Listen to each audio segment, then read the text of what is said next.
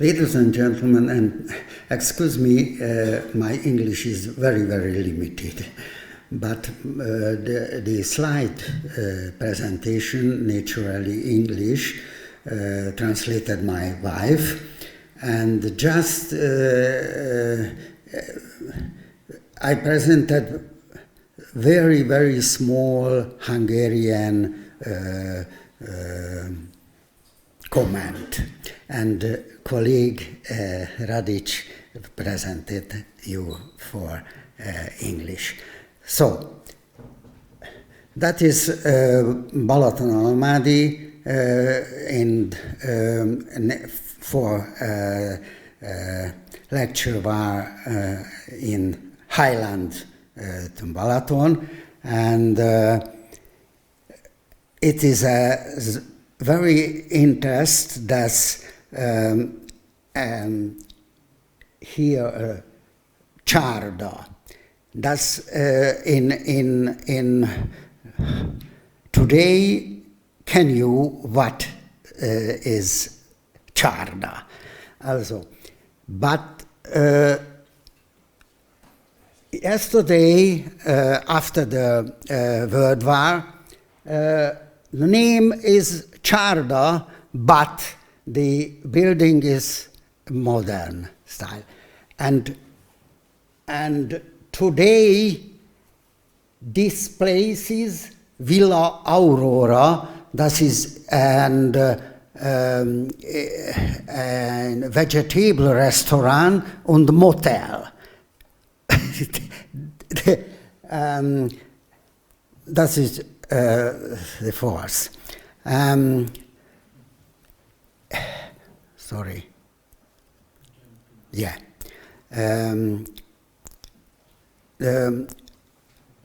The first right in Highlands, ethnographical János Jankó,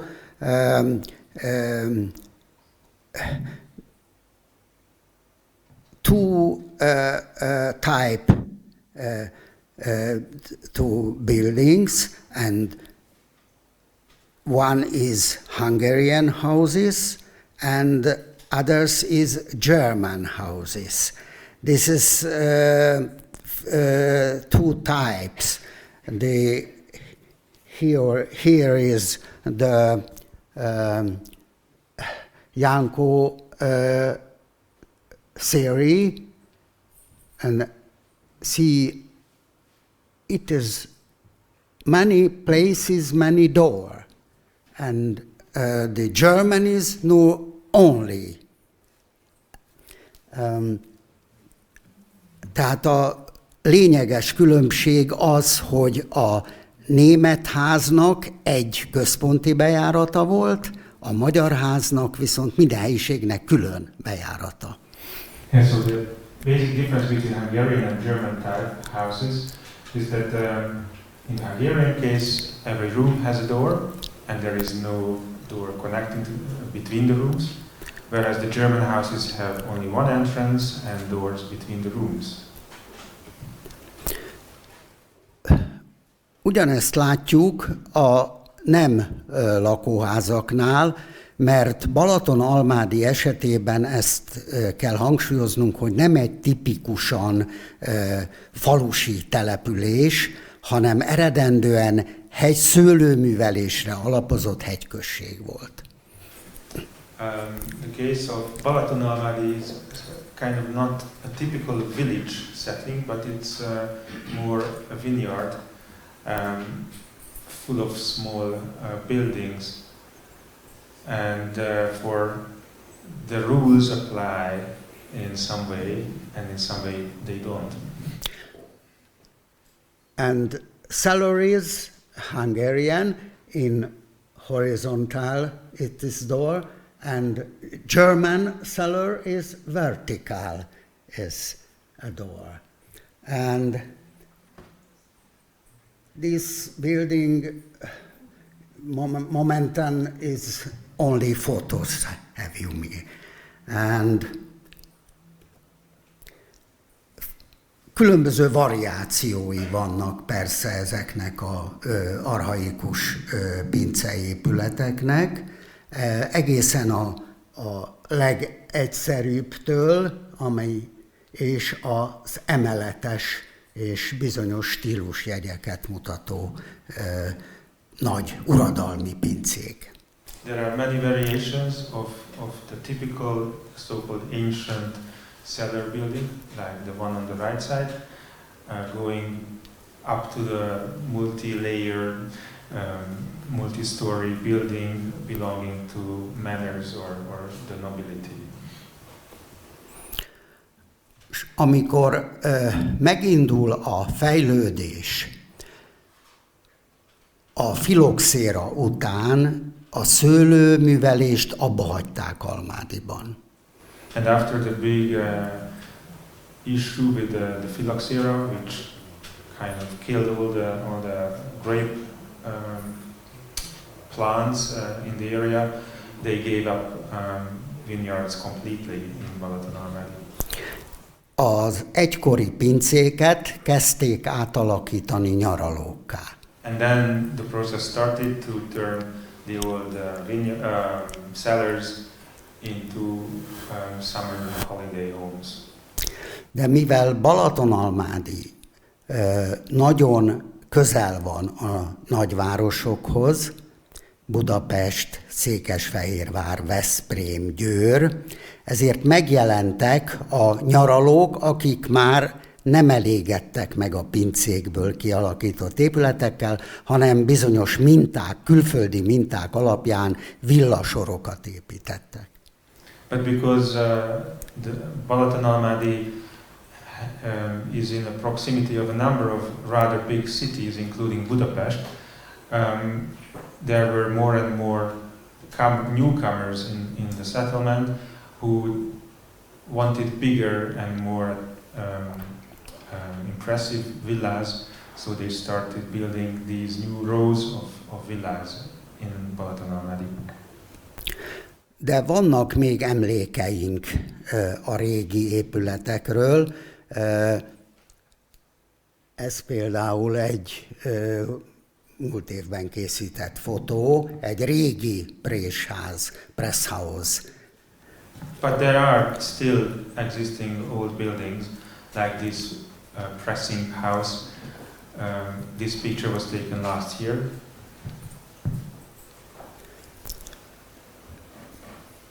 És ez az épület benne van a Magyar Műemlékvédelem jegyzékében is, és itt néhány kép a felújításáról, renoválásáról.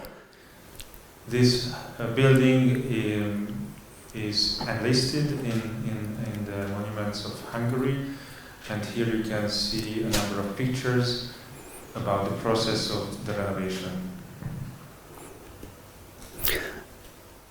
Most egy nagyon érdekes példát hozok, ugyanis ennek a régi présházas pincének a képe visszaköszön a modern építészetben is. And here I would like to show you an interesting example how the archetype of this press house comes back in modern buildings like these two tourism-related buildings. One is an ice cream shop, the other one is a strandmain building. Az épület tervezője maga is megírta emlékiratába, hogy neki nagy élmény volt látni ezeket a régi présházas pincéket. And the designer himself mentions in his writings what an impression these old buildings made on him. Ami még fontos itt, hogy megjelenik az az építőanyag, ez a redstone, ami jellegzetes a Balaton felvidéknek erre a részére. It's also important to emphasize that the typical redstone of the northern Balaton area appears on these new buildings as well. Ezt a példát idézte már Wettstein Domonkos is az előző előadásában. This example was also mentioned in the previous presentation. És azokat az építészeket is, akik foglalkoztak a két világháború között a Balaton felvidék építészetével. And also the name of the architects who were involved in the modernization of the Balaton architecture between the two world wars. Azonban egészen új aspektusok is megjelentek a kutatásban. Itt egy könyv, amely a Balatont kultúrfürdőnek nevezi, és annak a társadalmi, szociológiai és etnográfiai kutatásának az eredményeit foglalta össze. But of course there are new aspects of the Balaton as it develops into a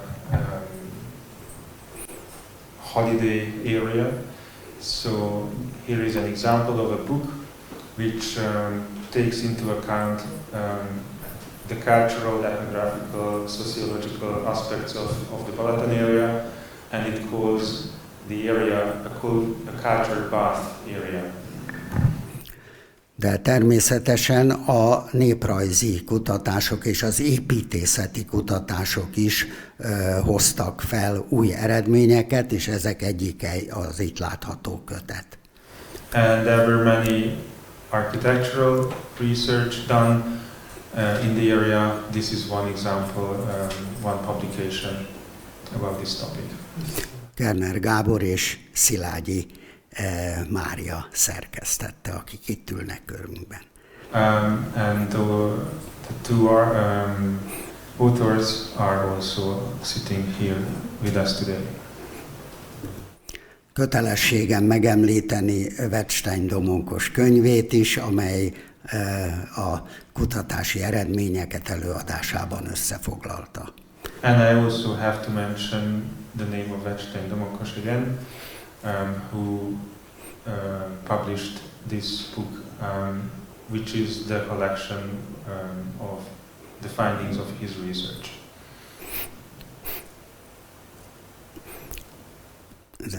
És természetesen egészen izgalmas és praktikus ajánlásokat is megfogalmaznak azok az építészek, jelesül a körünkben itt lévő ugye Krizsán András ebben a könyvében. And in this book there are very fruitful recommendations for architectural or building projects in the book of Krizsán András and Somogyi Győző.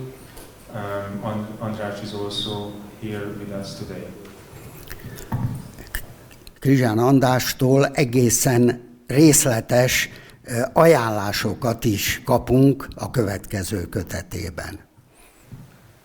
And there are very concrete recommendations of Krizsán András in his next guideline for architecture. A kérdés Almádihoz kapcsolódóan, hogy mit lehet kezdeni a megváltozott épületállománnyal. The basic question in the case of Balatonalmádi, what can we do with these completely changing building stock of the settlement? Almádi helytörténeti kutatója, aki építész, 4 fázisát különbözteti meg a lehetőségeknek. The main researcher of the settlement sets four options or four building types in the settlement. Az igazi lehetőség akkor adódik, amikor az eredeti funkciója is részben megőrződik egy épületnek. The best option is if the original purpose of the building can be preserved. Ennek klasszikus példája nem egy parasztház, hanem ez a Árpád-kori templom, amelyik az almádi Vörösberény település részében található. A very good example is this very old church of Vörösberény, which is part of Balatonalmádi.